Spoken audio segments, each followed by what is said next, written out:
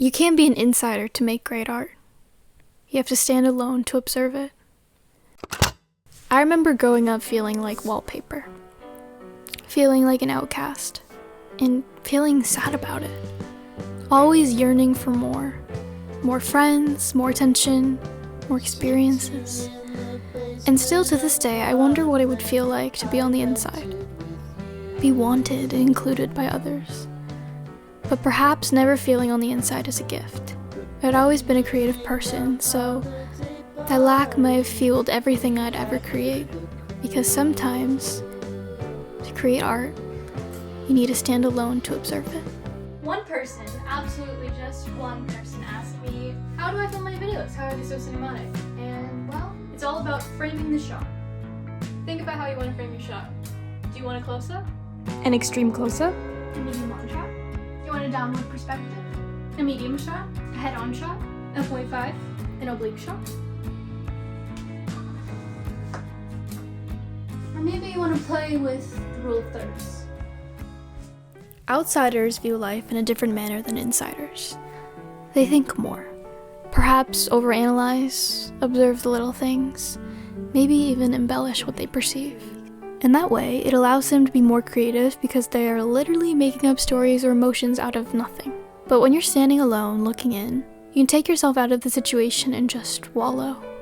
There's no time for creative incubation when you're engaging with other people. No space to let your mind wander when you're in conversation. Now, let's talk about lighting. Which side of your face do you want to be lit? Well, how do you want it to be lit? This is a sunrise lamp or something, and I've had this for a while, but I haven't played with it in a video in a while. But just playing with different kinds of light that aren't overhead light is really cool. Also, you can play with having light face your face, but when you're recording your shadow self, or you can just record your face lit up. This lamp has been my best friend because it has a warm light bulb in it, and my videos are pretty, like I would say they're on the warm side, and this lamp is just so aesthetically pleasing, and it clamps, so I can just bring it around with me anywhere. But it just plays really cool. Like, this is my favorite shot I've ever filmed with the lamp. I watched Memento the other day, and it was a masterpiece. The manner and how the story unfolds was so captivating and engaging, and if you haven't seen it, I would highly recommend. Though if you're like me, you may have a growing list of recommendations that just sit there because you haven't got around to crossing any off. Christopher Nolan is my favorite filmmaker of all time.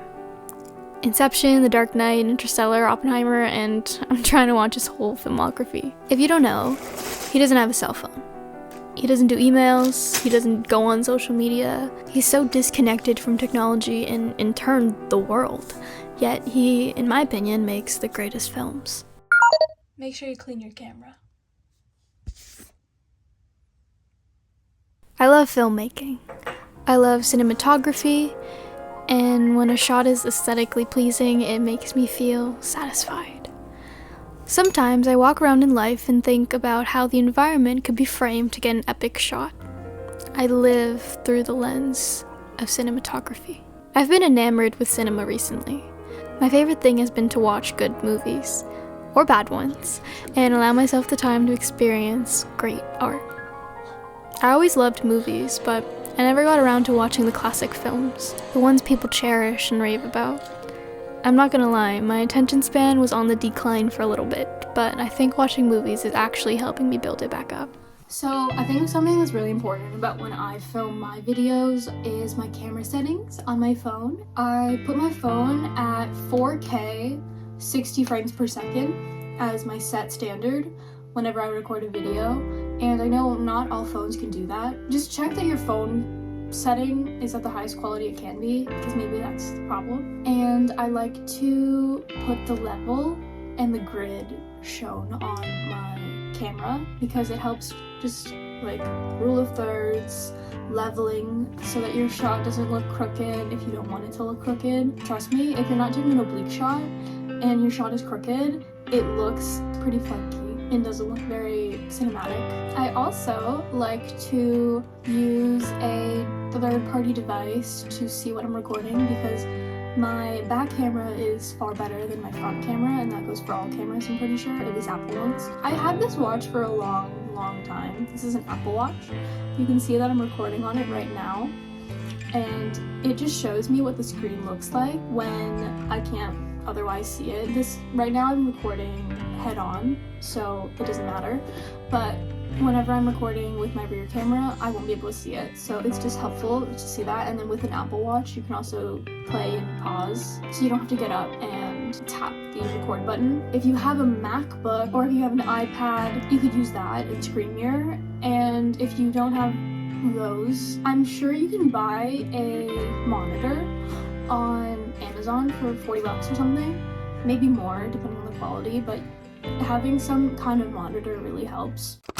I used to think it was a curse that I would be watching the people around me socializing and connecting when I couldn't join them. I didn't fit in. It was hard for me to make friends, and I would go day after day hoping for someone to invite me in on their conversation, to feel part of a community. But each day, I would go home empty and alone, thinking about different scenarios that could have happened or may happen in the future in my head. Essentially, daydreaming. The number you have dialed has been changed. The new number is... Please note, the new number is... Sitting in the basement apartment I rented with you.